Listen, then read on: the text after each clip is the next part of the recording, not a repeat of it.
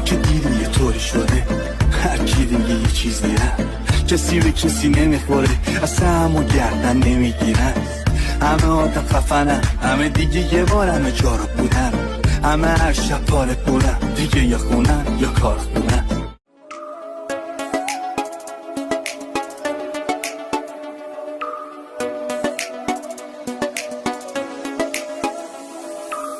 مردون آدم خونگن، سطح درستش و فاتحش خوندن، پشیمونه اگه باورتون کرد، اگه بینتون گذاشت با پاکت پول فرد.